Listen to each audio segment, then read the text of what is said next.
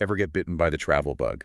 You know that yearning for adventure, for something new, for the unknown? Oh, absolutely. Well, today we're setting sail with a literary legend who embodies that spirit, Sinbad the Sailor. But, and here's the thing, we're going deeper than just those childhood stories, right? We're talking about unearthing those historical echoes Hmm. within those fantastical narratives. Expert speaker, are you ready to chart a course through these epic voyages?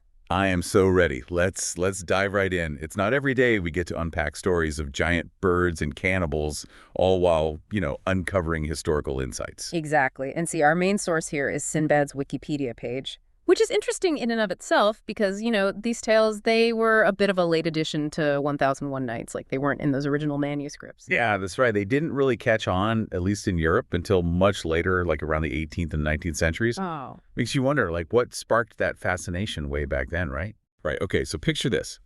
The Abbasid Caliphate, 8th, 9th centuries. This was like the golden age for the Arab world. We're talking booming trade, incredible intellectual and cultural exchange. And guess who was, sailing the high seas during this period? Abbasid sailors, right? Abbasid sailors, Yeah. venturing into all those uncharted waters, much like our friend Sinbad. And it really is fascinating how Sinbad's adventures, although, fantastical, might just offer us a small glimpse into the real-life experiences and aspirations of those sailors. You can almost picture, those sailors coming back and those stories being told in those bustling marketplaces, captivating audiences who are just hungry for tales of those distant lands. Okay, but we are talking about whales mistaken for islands Mhm. and giant birds snatching elephants. I mean, where does the history meet the myth? Well, I think that's the beauty of it all. Think of it like this. These stories, they're like intricately woven tapestries. And you have those threads of fantasy, those mythical creatures, those magical elements, all interwoven with those threads of reality, trade routes, cultural practices, even, dare I say, glimpses of the political landscapes of the time. So it's like those based on a true story movies, but with a lot more rocks and cyclops, thrown in for good measure. Precisely.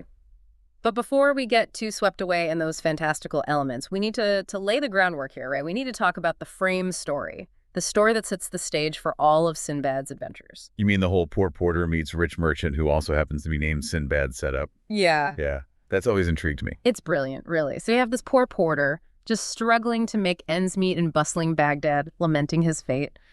And along comes Sinbad the sailor, back from his voyages, overflowing with wealth and stories.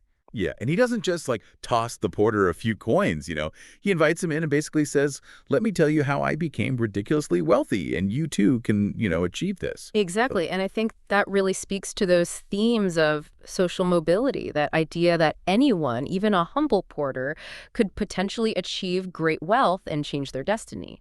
But it also highlights the power of storytelling itself, how these narratives can transport us, inspire us, and even offer a path, however fantastical, to fortune. It's like saying, listen up, kid, because these stories, these are more than just entertainment. So are we ready? Are we ready to embark on the first voyage? Because let me tell you, it starts with a bang, or rather a giant splash. Let's set sail, my friend. I am ready for anything, especially if it involves a whale the size of an island. Oh, it's coming. Voyage 1. It kicks off with Sinbad, eager to make his fortune, naturally, only to encounter a creature that would make even, I think, the saltiest sailor weak in the knees. Picture this. A whale so massive it's mistaken for an island. Talk about starting strong, right? And I think that image alone, it just encapsulates the spirit of these tales, that blend of the mundane, a sailor, a voyage with the utterly extraordinary. It's a brilliant hook, drawing the listener in with that healthy dose of the impossible. And just when you think, okay, well, at least they're safe on land, this island decides it's time for a dip, leaving Sinbad stranded in that vast, unforgiving ocean. And here's where we see that element, of divine intervention. It's a recurring theme throughout Sinbad's adventures. Just when all hope seems lost, a wooden trough just appears, seemingly out of nowhere, offering that lifeline. It's almost as if fate itself is looking out for him, ensuring his survival against, impossible odds. It's like a cosmic safety net for reckless adventurers. Exactly. And this one, it gets him to an island ruled by, thankfully, a kind and wise king. But it's important to remember here that Sinbad's survival isn't all just, luck and divine intervention. He consistently demonstrates resourcefulness and courage. I mean, he even saves one of the king's prized mares from a watery grave. Proving that it's not just about surviving these crazy dangers, right? It's about showcasing those admirable qualities. Like, this is a guy you want to root for, even with his thirst for riches. Absolutely. And speaking of riches, what happens next? As if on cue, the very same ship that Sinbad originally sailed on just happens to dock at the island. Oh, wow. Talk about fortunate timing. It's like the universe is saying, like, all right, Sinbad, back to work. Your adventure's calling. It really is like those currents of fate are just guiding him toward, his destiny. Right. So Sinbad, ever the savvy sailor, he reclaims his goods, and then, thanks to that generous king, he trades them for even more treasure and then sets sail back to Baghdad. I'm picturing him strolling through the marketplace, pockets overflowing with gold. Oh, a true vision of success. Right. But you touched on something really interesting there. Sinbad's return, it kind of makes you wonder. What did wealth signify in this era? Was it just about, just amassing riches? Or was there a deeper cultural meaning? I mean, remember, this was the Abbasid Caliphate, known for its emphasis on, knowledge and social mobility. It's like his wealth is a tangible symbol of his adventures. You know what I mean? Yeah. Like proof that he's ventured beyond the familiar, beyond the known, and then returned, triumphant. Precisely. It's not just about the money. It's about what it represents. But as we know, Sinbad is not one to just rest on his laurels or his piles of gold, for that matter. Ever. That call of the open sea, it just proves too strong. And thank goodness for that. Because voyage number 2, this is where we come face to face with one of the most, I would say, iconic creatures in mythological history. Yeah. Expert speaker, brace yourself, giant birds that eat elephants. Yes, the legendary rocks. These aren't your average seagulls, my friend. We're talking colossal birds of prey with talons so strong, they could carry off elephants like they were nothing. And their presence in Sinbad's tales, I think it really taps into that primal fear of the unknown, the awe-inspiring power of nature. Okay, but even with these giant, elephant-eating birds on the scene, Sinbad, he doesn't just become bird food, right? He uses, once again, his ingenuity to turn this perilous situation to his advantage. Remember the diamonds. How could we forget those diamonds? I mean, it's glass. It's incredible. So Sinbad, ever the opportunist, right? He finds himself in this valley, but it's not just any valley. It's a valley just glittering, shimmering with diamonds. But naturally, those diamonds, they come with a catch. Those rocks, they are fiercely protective of their territory. So what does Sinbad do? He doesn't give up. He doesn't despair. He doesn't give up. That's right. He uses his wits. He ties himself to a big old chunk of meat, a big piece of meat, and lets a rock carry him and, of course, a whole bunch of diamonds right out of there. Exactly. Talk about a high-stakes heist. But that's the brilliance of Sinbad. He understands that fortune favors the bold, yes, but it also favors the clever. And I think this episode in particular, it really highlights how resourcefulness, that ability to think on one's feet, it was as valuable, if not more so, than any map or compass. Yeah, and probably saved him from a very, very unpleasant digestive experience. Probably right. But the adventures, they don't stop there. Voyage 3. This one takes us from the awe-inspiring, to the downright terrifying. We're talking about a cannibalistic cyclops. Ooh, now this one is particularly fascinating. Remember how we were talking about those threads of reality woven into these fantastical narratives? Well, some scholars, they actually believe that these monstrous beings, while probably exaggerated, for storytelling effect, they might just be based on distorted accounts of real creatures that these sailors encountered. So imagine, right, you're returning to port after, God, who even knows how many months at sea? And you're telling these stories about, a one-eyed giant with a taste for human flesh. Instant legends. Instant legend, exactly. Oh, yeah, early sensationalism at its finest. But remember, Sinbad, he is nothing if not a survivor. And this Cyclops, he isn't just some hungry giant. We're talking about a meticulous chef. And Sinbad, what does he do? He uses that to his advantage. Using those hot iron spits that the Cyclops intended for him, he blinds the beast. Talk about turning the tables. It really is a testament to human ingenuity, even in the face of those seemingly insurmountable odds. And we have to remember that this quick thinking, this ability to adapt and overcome, it likely mirrored the challenges faced by real Abbasid sailors navigating those unknown seas and encountering all those unfamiliar cultures. Resourcefulness. The true treasure of the Abbasid Caliphate. But as we move into Voyage 4, things take, I'd say, a bit of a darker turn. We're no longer dealing with just, those physical dangers, those external threats. This is something far more insidious. We're talking about a madness herb. Ah, yes. This is where we're reminded that the most potent threats, they're not always physically monstrous in appearance. This herb, with its ability to just rob individuals of their sanity, it represents a different kind of danger, a danger that preys on the mind. And it really does make you wonder what challenges, what real challenges might this mirror for those early explorers? Was it isolation, the disorientation of navigating by the stars night after night? Or maybe just one too many nights of, swapping sea shanties over a mug of grog with your fellow sailors. Ooh. But seriously, it's a brilliant way to heighten the stakes, wouldn't you say? I mean, being surrounded by cannibals is one thing, right? But being surrounded by cannibals when you're not even in your right mind. Oh, it's terrifying. That's terrifying. Absolutely terrifying. But have no fear. Our resourceful Sinbad, he prevails, as always. He outsmarts the cannibals, escapes yet again. And it proves that sometimes a clear mind, it really is the most powerful weapon. It really is. Speaking of survival, Voyage 5, this one throws a very creepy curveball. I'm talking about the Old Man of the Sea. Oh, yeah. Expert speaker. This one always gives me the chills. It's definitely one of the more unsettling encounters, I have to agree. And this creature, while, physically weaker than, say, a giant bird or a cyclops, he represents a different kind of burden. It's the weight of experience, the way that the past can just cling to us. He's like that barnacle you just can't seem to scrape off the hull of your ship. Exactly. Except this barnacle is a very, very grumpy old man who insists on riding Sinbad like a human steed. And, there are some really fascinating theories about the inspiration for this creature. Some scholars, they believe that it's, rooted in sailors' accounts of orangutans, those large, hairy primates from Southeast Asia. Oh, wow. But then, others see it as this parallel to the Greek sea god Triton. So we're further blurring those lines between reality and myth. Yeah, it's like a really vague metaphor about, being weighed down by the past. But as always, our boy Sinbad, he uses his cunning, manages to break free, escapes yet again.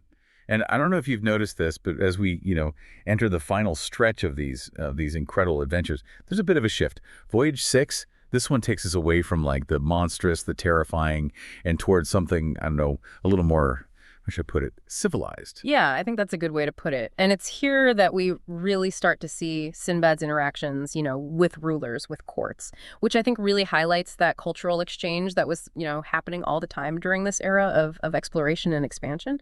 Voyage 6, this is the one that lands him in the dazzling court of the King of Serendib. No, this king he's practically dripping in jewels, diamonds in the rivers, pearls just kind of lying around everywhere. It's like something out of, a fairy tale. And he's just utterly charmed, by Sinbad's tales of the Caliph Harun al-Rashid. Remember, we talked about him earlier. And I think this really speaks volumes, about the cultural influence of the Abbasid Caliphate. It really was, a beacon of knowledge, of sophistication, and its reach. It extended, far beyond just its geographical borders. So Sinbad's kind of like this accidental ambassador, right?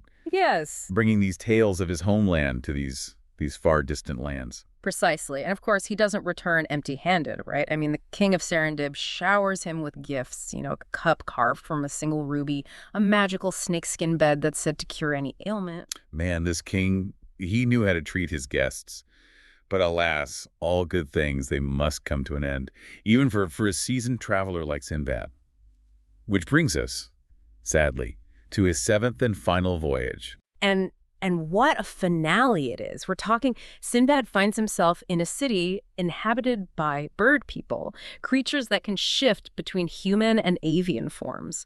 And, I think this voyage in particular really marks a turning point for Sinbad. It's like after everything he's seen, everything he's experienced, he's finally grappling with, his own wanderlust. Oh, I totally get that. It's like he's realizing that, maybe true contentment doesn't actually lie in like endless adventure in the pursuit of, more and more wealth and riches, but in something deeper, something more internal, something more profound. Exactly. It's like he's come full circle. Yeah. And so he returns to Baghdad one last time, but not seeking more riches, but seeking a sense of peace, a chance to reflect on, this extraordinary journey. And share those stories. Of course, always. Which kind of brings us to the legacy of Sinbad.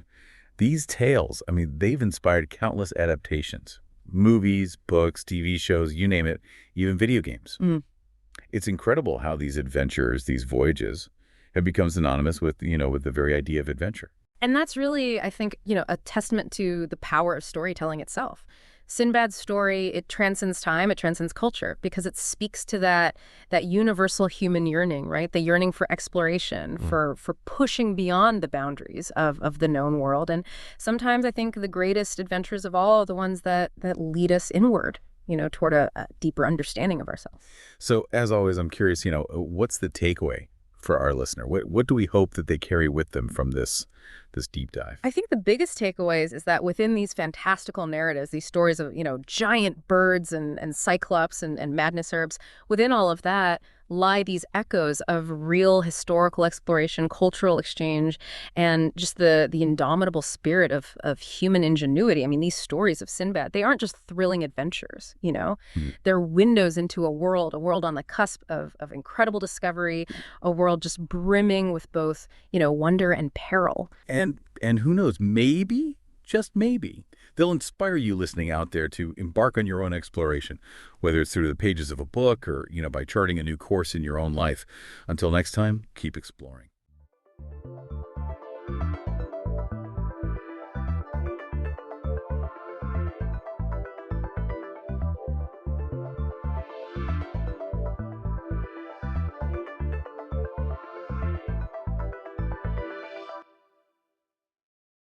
All right, ready for a deep dive? Today we're heading back in time to the Mesozoic era, talking dinosaurs. And not just your average dino facts. We're going in depth on these incredible creatures. We're using Wikipedia's article on dinosaurs for this deep dive. Yeah, so we're talking serious prehistoric knowledge here. We're talking about a reign of over 180 million years. That's longer than humans have even been around. It makes you think about how they thrived for so long. Yeah, 180 million years, that's not just luck. That's like winning the evolutionary lottery kind of luck. For that whole time, dinosaurs weren't just hanging out, they were the big players on Earth. So how'd they do it? What's their secret? It's a great question. How did they become so successful? Okay, so full disclosure, I used to think dinosaurs, oh yeah, big lizards, but I'm guessing it's more complicated than that. You're right. It's more than just size. People think of them as oversized lizards, but dinosaurs had a secret weapon: their posture. Unlike lizards with their sprawled out limbs, dinosaurs evolved to stand with their legs directly under their bodies. So like the difference between a crocodile and a lion, one sprawled out, the other is all about power and efficient movement. Exactly. That difference, the way they stood, made a huge difference for dinosaurs.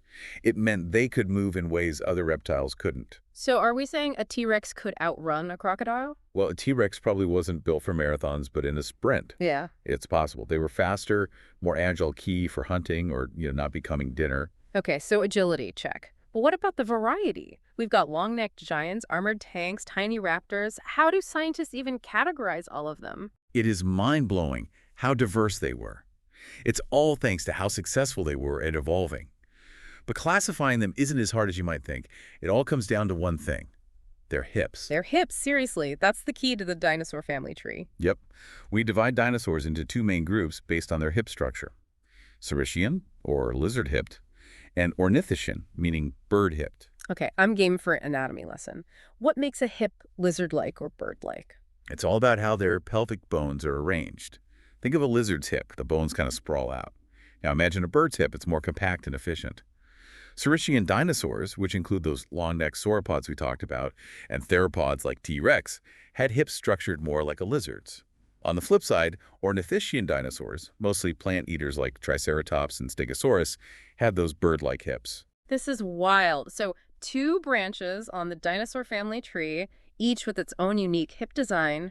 But hold on, don't birds evolve from dinosaurs? You got it, and it's one of the most interesting parts of dinosaur evolution. Birds are actually descendants of the lizard-hipped group, the Saurischians. It really shows you how looks can be deceiving when it comes to evolution. It really does. So it's more about their deep evolutionary history, not just what's on the surface. Speaking of appearances, gotta talk about those sauropods creatures that make even the biggest land mammals today look small. They were massive. Imagine a patagotitan, for instance. These guys could reach over 120 feet long. That's longer than 3 school buses put together. That's unbelievable, but how could something that big even move? I feel like it would just crumble under its own weight. That's a question that keeps paleontologists up at night. Part of it might be their unique skeletons, like bones with air sacs that make them lighter. But, and this is important, those size estimates. We're working with incomplete skeletons a lot of the time. There's some educated guessing going on. So that image of Patagotitan towering over everything is amazing, but we're still figuring out the details. Exactly. We're constantly learning. There's always more to discover about these creatures. Speaking of discoveries, I've heard rumors about feathered dinosaurs. Is that real, or is it just a myth? It's totally true. What we thought we knew about feathers has been turned upside down. Feathers weren't just something that popped up later on the road to birds. They were around in a bunch of dinosaur groups. Wait, so those classic pictures of dinosaurs as these scaly reptilian giants are wrong? They're getting a makeover. The fossils don't lie. We're finding more and more dinosaurs, especially theropods, with feathers. And not just simple ones, but complex branching feathers, a lot like birds today. So picture this. A pack of velociraptors, but they're not scaly, they're covered in feathers, maybe even brightly colored. Now that changes things. It really does change how we see them. And get this, we can sometimes analyze fossilized pigment cells. That means we can figure out the color patterns on those ancient feathers. Feathered dinosaurs. It's like something straight out of Jurassic Park, but it really happened. Makes you wonder what other bird-like traits they might have had. Did dinosaurs breathe like birds? It's a good question. And yeah, seems like it. We found fossilized air sacs in some dinosaur skeletons, especially those theropods. Air sacs, like birds have for their respiratory system. That's right. Those air sacs are why birds are such efficient breathers. Air flows continuously through their lungs, even when they exhale. Finding something similar in dinosaurs makes you think maybe they had the same advantage. So not just feathers and maybe flashy colors. We're talking a whole different way of breathing. Picture a T-Rex on the hunt, powered by a bird-like respiratory system. Changes the whole picture, huh? For sure. Makes them seem like these really dynamic creatures. And it gets you thinking about their behavior, too. Were they always loners, like we often imagine, or were some dinosaurs social? Right. Were there dinosaur herds? Did they migrate together? Did they raise their young together? Well, there's evidence for both, actually. Some dinosaurs were probably loners, while others might be more social. We've found huge bone beds with hundreds of individuals. It could mean some dinosaurs roamed in herds, kind of like some big herbivores do today. Wow, can you imagine seeing that? A huge herd of those giant sauropods just moving across the landscape. That'd be an incredible sight. No doubt. But those bone beds are a bit of a mystery, too. They could be from natural disasters, floods maybe, that washed together a bunch of animals that didn't necessarily live together.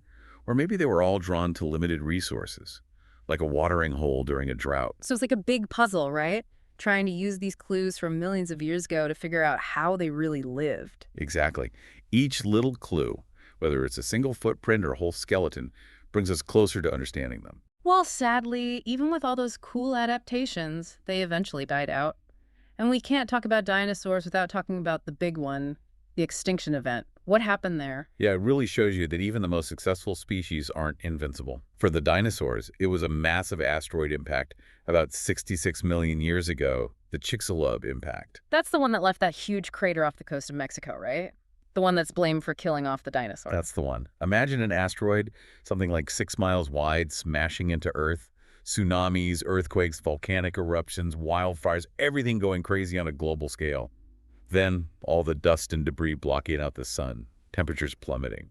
It was a disaster for life on Earth. Sounds terrifying, like something out of a movie. It was devastating. A lot of species, dinosaurs included, couldn't handle it. But it's worth noting that event paved the way for mammals, and eventually us. It's a good point.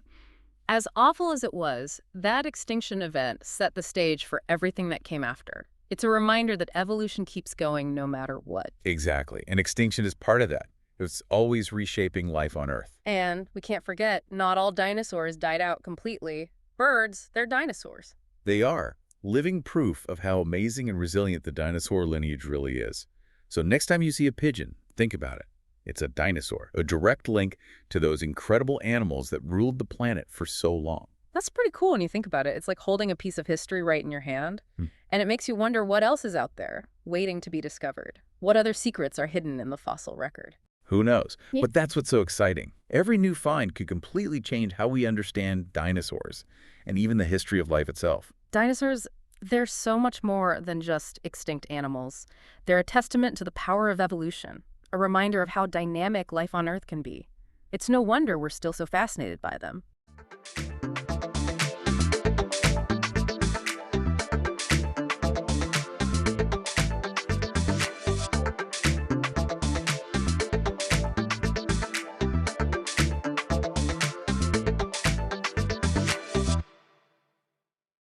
Hey everyone, welcome to our deep dive today. Mm. And get ready because we're going deep. Literally, we're going to the center of the Earth. Well, metaphorically speaking, of course. We're talking about Earth's magnetic field using this Wikipedia article as our guide. So, have you ever thought about what protects us from, the sun's constant blast of radiation? It's our planet's own personal force field, the magnetic field. That's right. It's more than just like making compasses work, right? Oh, absolutely. It's way more fascinating than that. Think of it as our silent guardian against the solar wind. Okay, solar wind, that sounds kind of ominous, doesn't it? So, what exactly is the solar wind? Imagine a never-ending solar storm, a constant stream of charged particles constantly hitting our planet. That's the solar wind. Without our magnetic field acting as a shield, it would literally strip away our atmosphere. Whoa, cosmic erosion. Okay, now that's a powerful image. Yeah. And kind of terrifying if you really think about it. Yeah, and we have a stark example in our own solar system, Mars.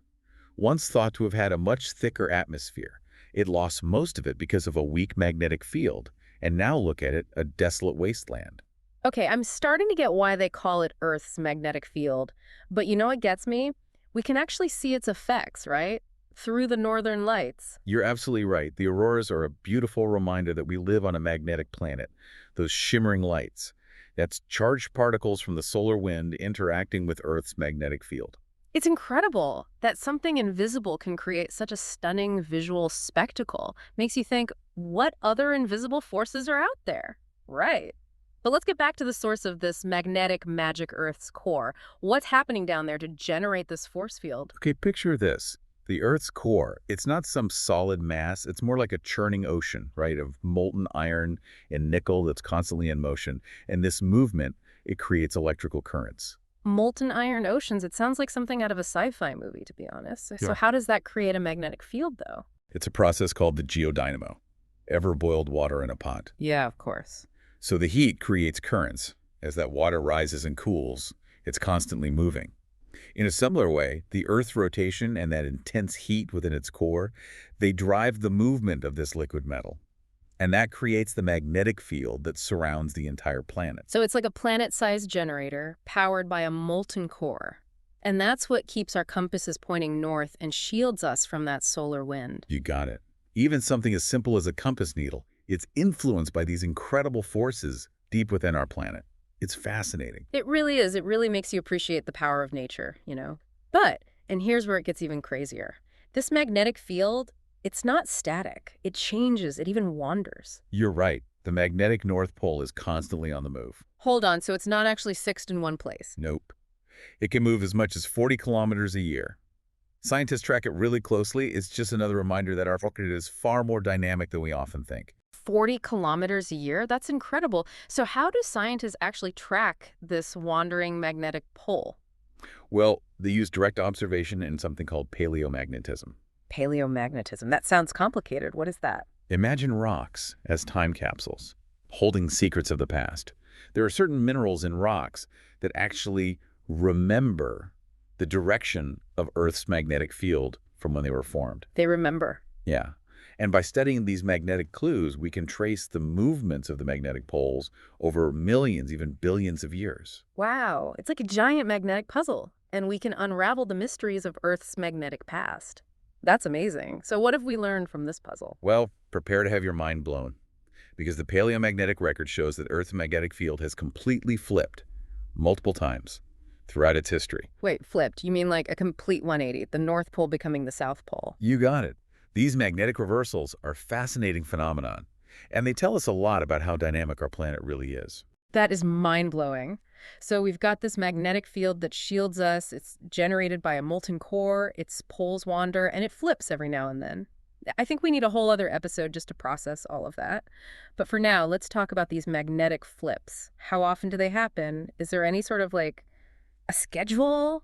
That's the million-dollar question. They don't really follow a timetable. They've just happened at irregular intervals throughout history. Okay, so no need to panic just yet. But the Wikipedia article, it mentions that Earth's magnetic field has been getting weaker for the past couple of centuries. Does that mean that another flip is coming soon? Well, it's not that straightforward. Yeah. Yeah, the field is weakening, but it's still within the normal range we see looking back. So it doesn't necessarily mean a reversal is imminent. Okay, that's good to know, at least for now. But this weakening trend, it does make you wonder, what does a weaker magnetic field mean for us here on Earth?